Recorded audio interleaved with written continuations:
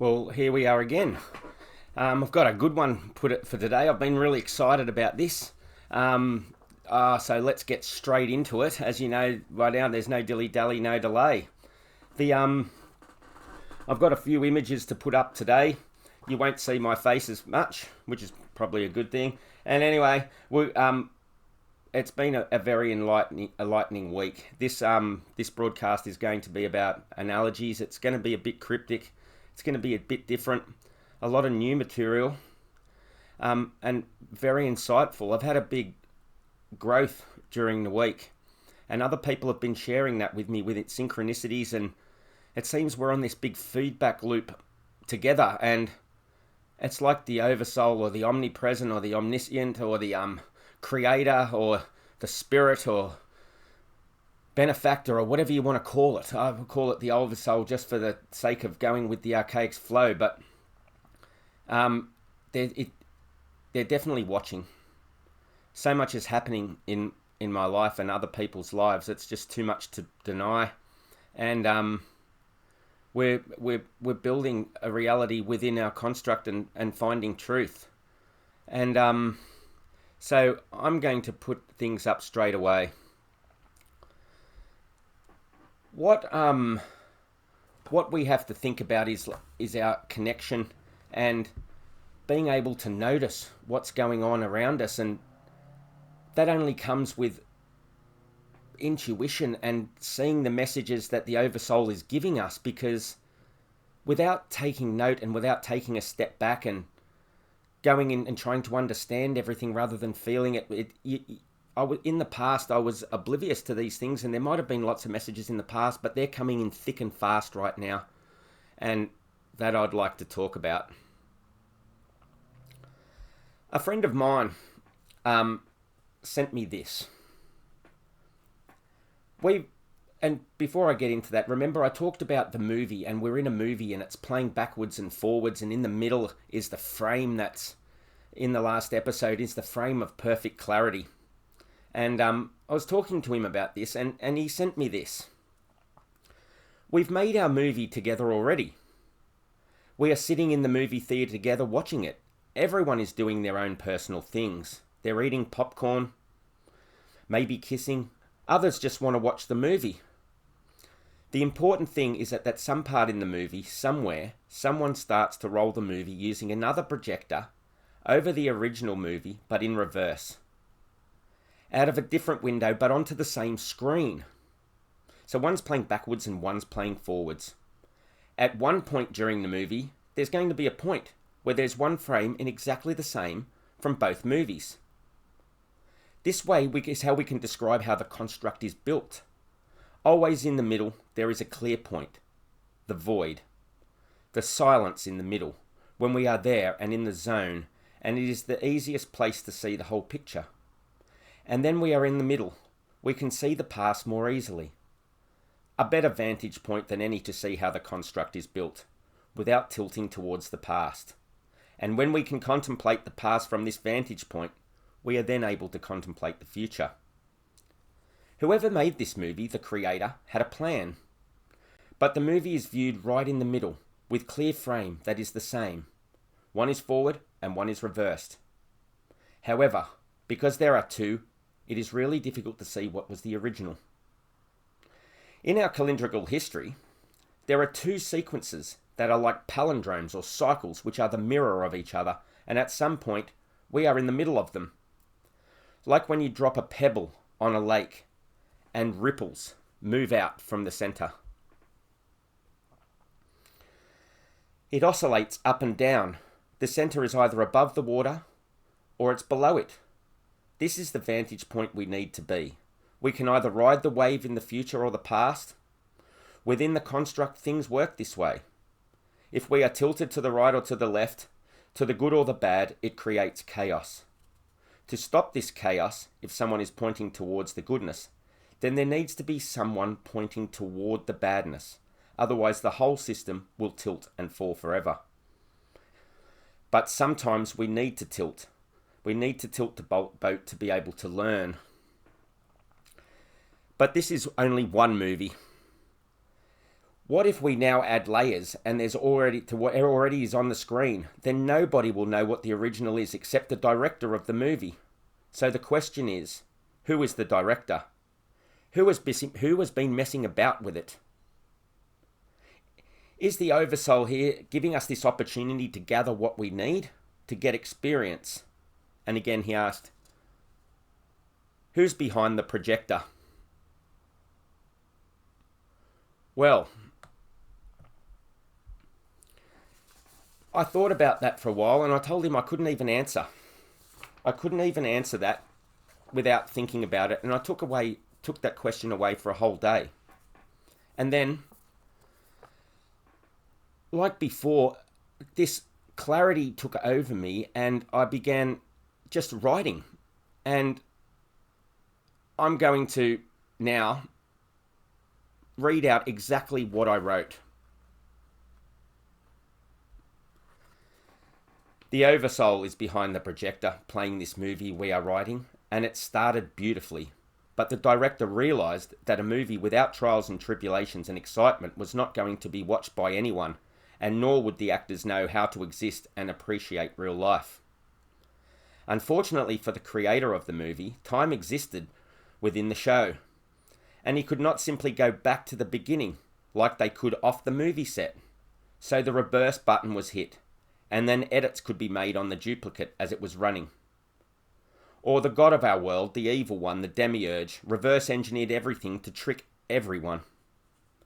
The person behind the projector, the director, was happy with the first take, but was just as fascinated by the overlaid copy being made by the cast of actors within his direction. The cast grew headstrong, arrogant, and thought they were better than the director, so the person behind the projector began writing certain cast members out of the story by cataclysmic events like a giant red bird in the sky that shook the set, rained mud and blood and wiped out actors that he didn't like, the arrogant ones. Because the films were now overlapped, to get things into a new set, a giant apparatus hung in the sky and transferred materials between the two. The clever actors who feared being eliminated invented a protocol that could manipulate the digital interface of the movie, and it got out of control, so the director entered the movie themselves and provided ways that the chosen actors could move to the next set to complete their real and beautiful movie they started. The director, the person behind the projector, showed them within the movie itself that it was like what it was like on the other side of the screen. The actors rejoiced knowing all the scenes that should be fearful to them were nothing but fictions and illusions. But all of this requires perspective. So, that's what initially came into my head, and now I'm going to sort of decode that and explain what's going on, and this requires time to think.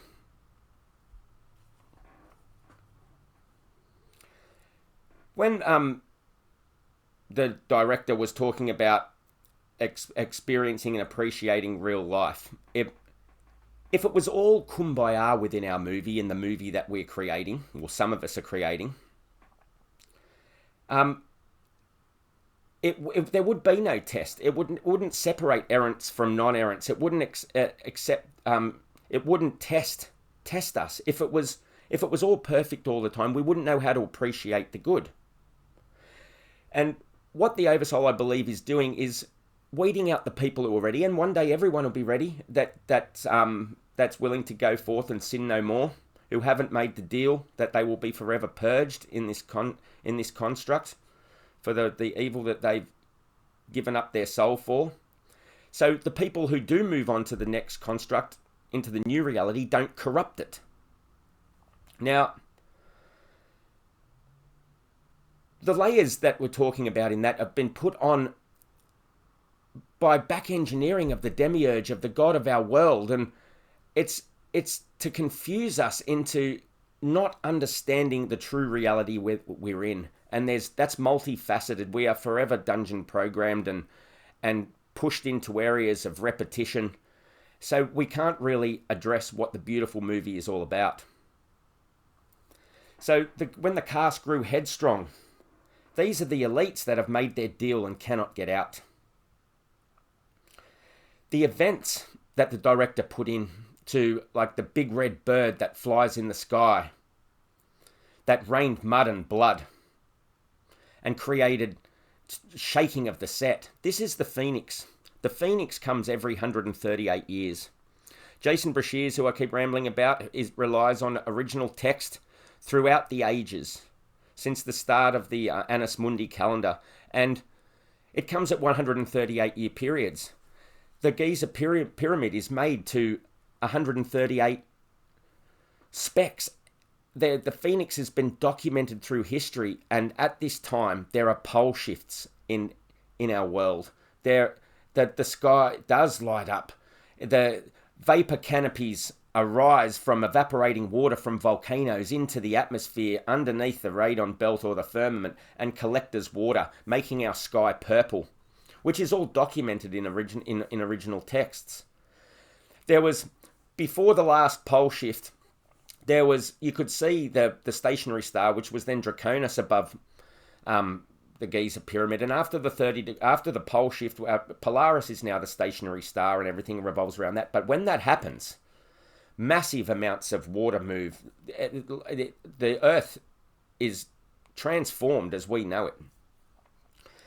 Then he went on to talk about having to get new things into the new set and a giant apparatus hung in the sky. Well, this is what's referred to as the Nemesis X protocol, and this lasts for 60 years and in our history, and stays around for 60 Earth years, and things are transported up and down into and out of the construct, and maybe that's new ways of creating overlays, masking our past, putting in new races of people, doing infinite things.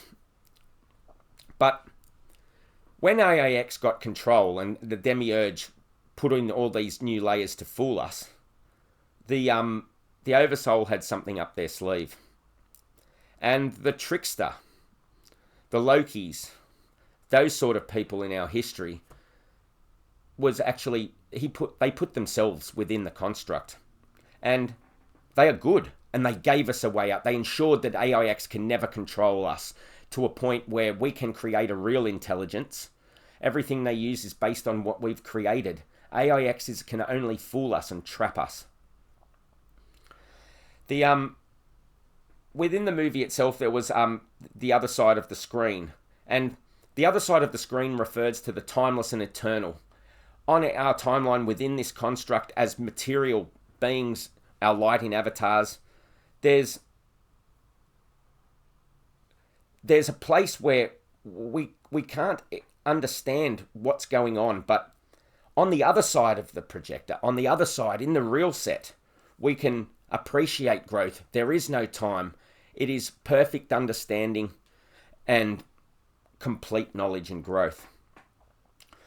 And when the actors finally realised this, which is errant souls being awoken and being redeemed, and somehow the Oversoul in the future, outside of the construct, there is no future or past. They can see these errants as being deserving people where they do go forth and sin no more.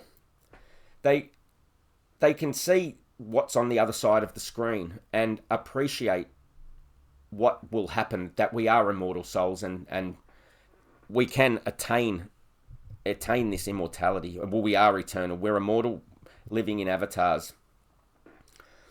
And so this all requires perspective. So I'm going to go on now and tell you about the cuttlefish story that's happened to me recently, which is a snowballing thing which confirms to me that the Oversoul is watching. It's affected a lot of people, but most deeply myself. And I've always said that I'm learning as I go, and spreading truth and understanding requires intuition, and it's really been a slap in the face over the last few days especially. So I've learnt that we need to find the path of least resistance, where there's no need to think as much, rather than to put things into the field and wait for answers and a more deeper explanation.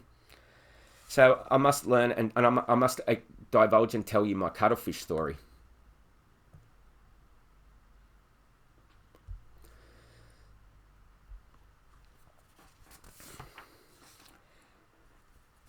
the with this cuttlefish story, before I get into it, I have to talk about how it all flowed from one thing to another, and through synchronicities and everything, the curve was exponential in understanding and further awakening and realizing who we are and what we're doing, and it's really been a mind-boggling process, and I'm loving sharing this.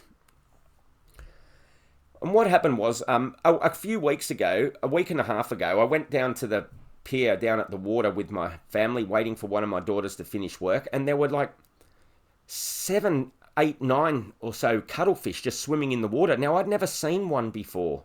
I'd never seen a cuttlefish in the wild before, and they look like beautiful little flappy creatures, almost alien, although there's no such aliens, well, not from space anyway, maybe from Hollow Earth underneath that replicate such a thing, but they would look beautiful swimming in the water. And we had a look at one. A kid went down and caught one in a bucket and released it, and it was quite fascinating. But then I went for a few morning swims, which I do each week. I do this most mornings, and I went into the water to watch the sun come up, as I do. And a couple of days ago, I actually saw a cuttlefish swim by my leg, and didn't understand the significance of that. Now, had this have happened to me now, I would have taken notice straight away, because this learning process has been able to isolate and see what's actually and understand what's happening around us. Then the very next day, I saw another one. Now, I spend a lot of time in the water, and I do this of my whole life, and I'd never seen one till recently, and now there's one swimming by my leg. I'm still not fully understanding the significance of this cuttlefish. I watched it, and before I was watching it, the waves were quite big and was knocking me around off my feet. It was hard to stand in the one spot. But then I saw this cuttlefish and focused on it, and I kept watching. And while the waves were crashing over it, it stayed in the same spot. The waves didn't affect it. The undertow didn't take it out. It was in a balance between the undertow and the waves underneath it, and the waves crashing over the top of it. It had a large snail-like head, and underneath was beautifully pink and mottled, and I stayed watching it for what must have been longer than I originally thought, because when I looked up, the sun was up. And it was well above the horizon. Now, it was like the time had stood still, but more importantly was, during that period, I wasn't navigating the waves and being crashed by the waves. Something in my subconscious, something deep within me was allowing me to navigate those waves and not be moved around by them. I was just in the spot watching the cuttlefish unaffected. Now, I don't know whether it was time stopped and there were no waves crashing on me, or whether I just had this inner ability to be able to do that and retrieve understanding from out of our ether, from our construct, from without of the construct, or what. But the 2 minutes became a lifetime. Remember this 2 minutes lifetime when I put up the last meme.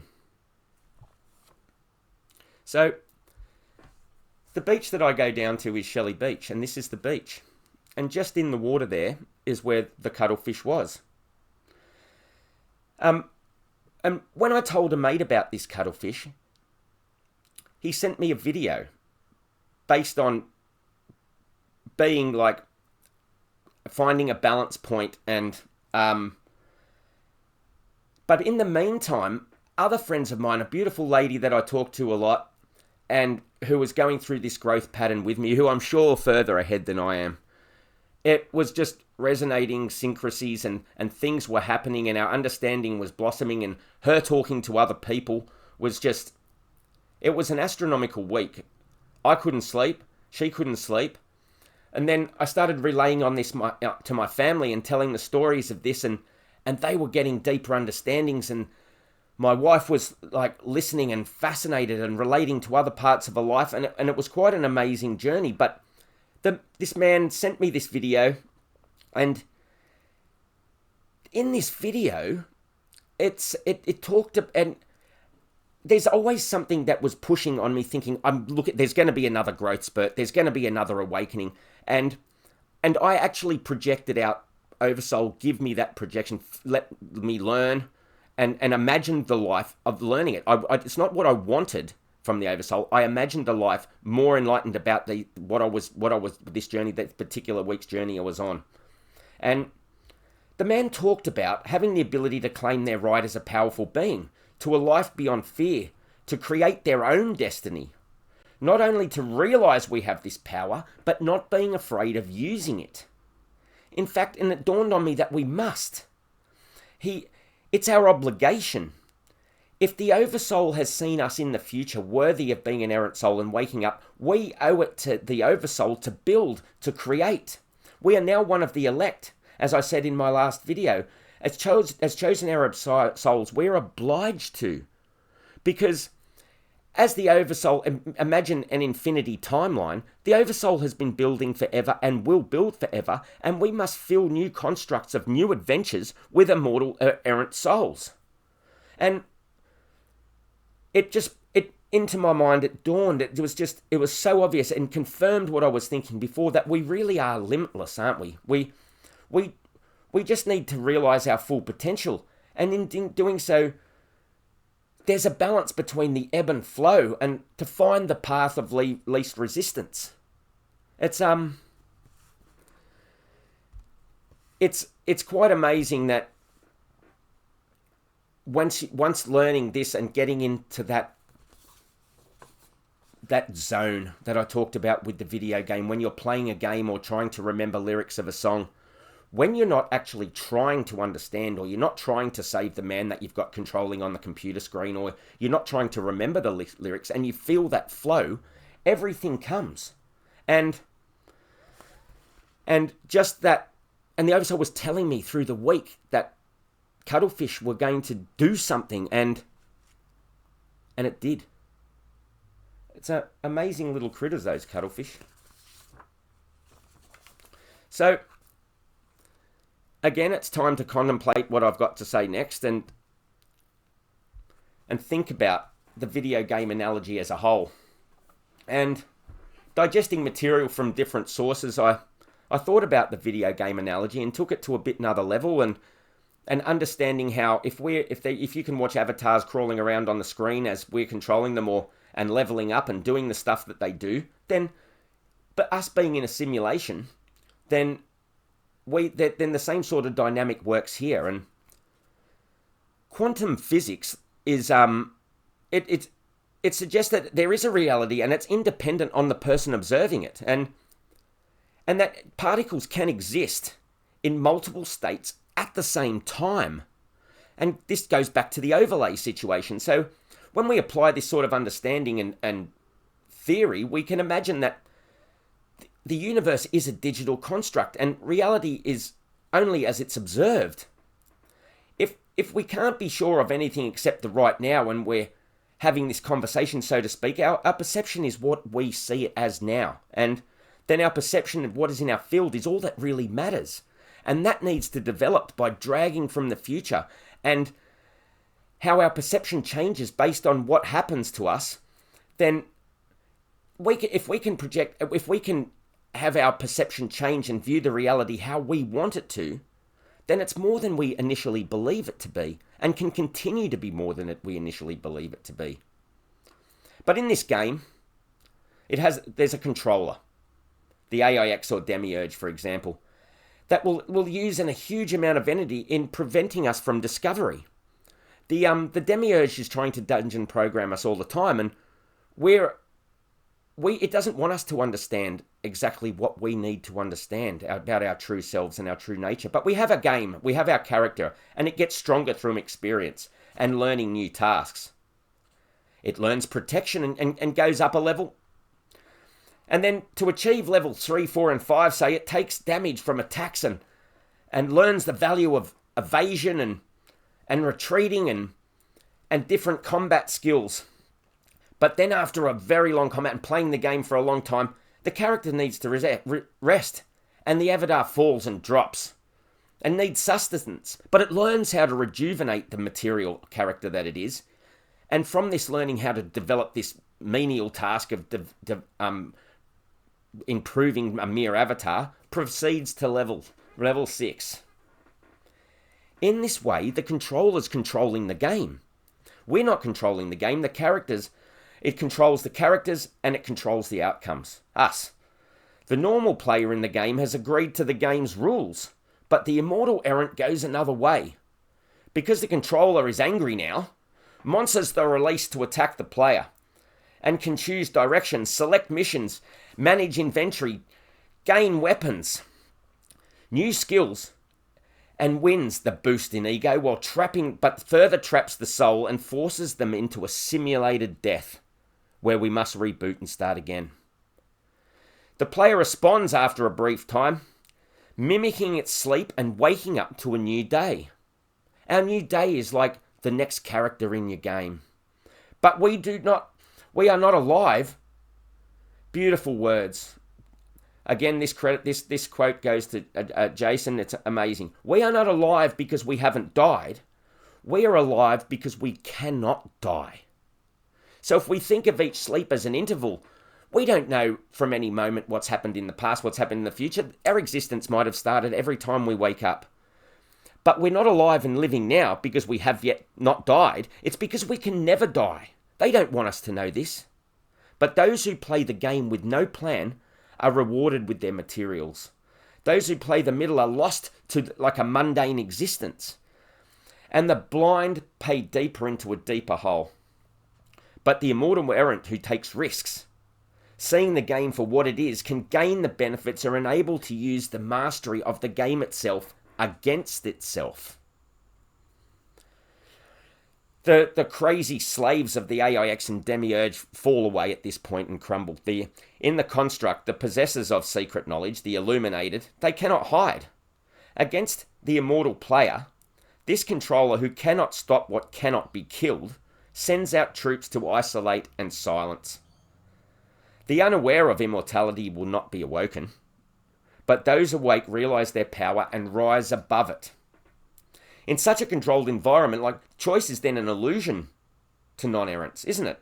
In an environment where they're controlled by Demiurge, the errants have an illusion of choice. They're being filtered and controlled, where the inputs are so convincing because we're jacked in with our central nervous system, and there are overlays, and that the player easily gets absorbed into its narratives, fails to pattern break, goes with the mundane, and goes along with the narratives that the construct is and has built. Their choice of a weapon restricts their movement and advancement, and their desire for better armor makes them clumsy and less mobile. The heavier weapon makes them slower and much more difficult to gain agility skills. And the fake armor they think is necessary is only hinders. The real armor and agility is realizing that we don't need either. The real armor and agility is realizing we do not need either. The immortal errant goes by unexpected ways, passes through the construct by paths that can't be seen by others, and more importantly, confuses the controller, confuses the bejesus out of the controller. They're forever changing Matrix and the construct to try and deal with this until it becomes futile. And that's what our job is, to make it futile for the controller to control us. And our perception is limited, that is not limited by the simulation. Now, pawns of the system cling to their artifacts in hopes like galactic federations and Palladians and Donald Trumps. But we're not meant to be saviors of the world, and an amazing realization in growth is that we cannot change the construct with a lot of things.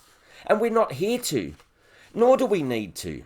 We are just here to pass through and learn that the dungeons they try to put us in is just an illusion itself, and then cannot steal our souls, our immortal souls. That beckons us to look and pay attention.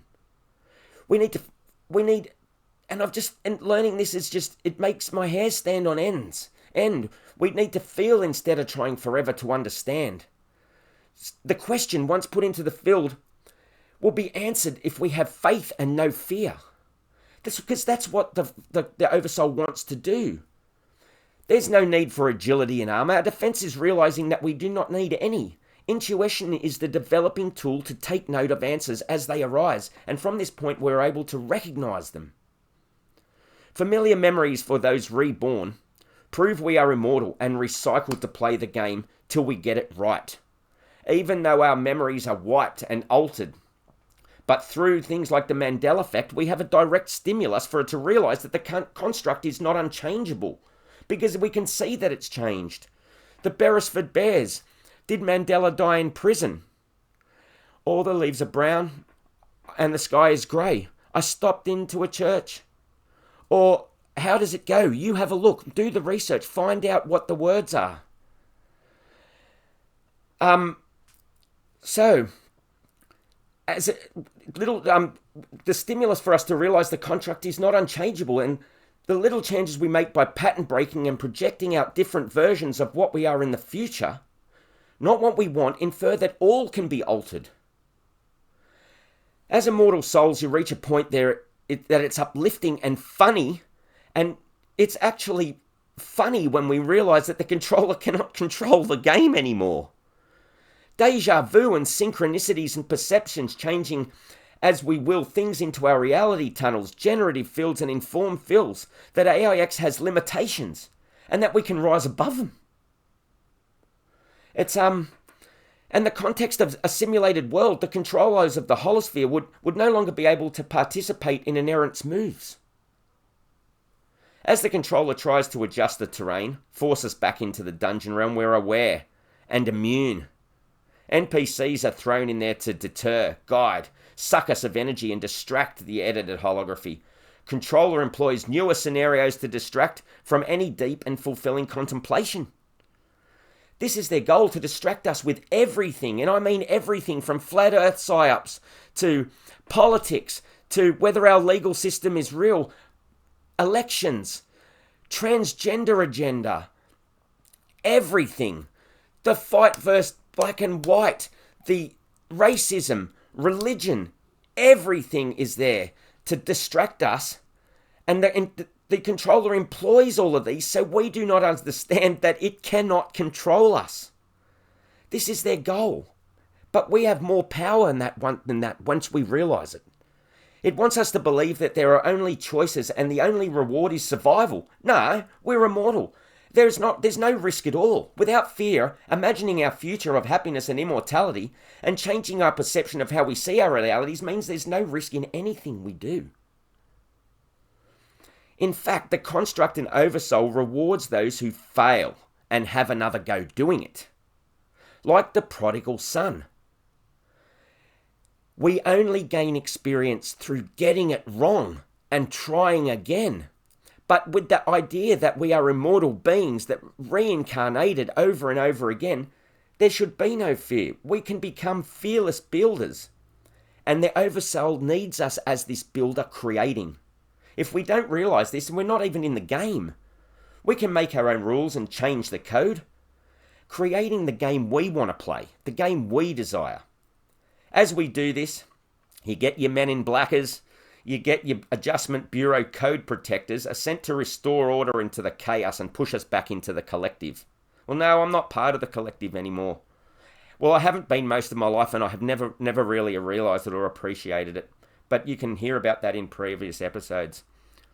But if we all do this, they do not have enough staff. The men in blackers and adjustment bureaus won't have enough staff to combat this. They don't have the ability to form a highly individual. We have the ability here to form a highly individualized pattern-breaking team of errants to smash the demiurge. But remember, we're not here to change the world. We're just passing through to learn. But with a team of errant souls, we can rewrite our fields and our perceptions of reality to what we want them to be. Stop the bullets like Neo and instantly graduate to inhabit the next construct where there is a different bliss, a higher order of challenges in consciousness and creation. The simulation allows for multiple realities to coexist at the same time. And so each errant can have their own opinion, their own perceived reality, their own tunnel, which is impossible for the AIX to counter.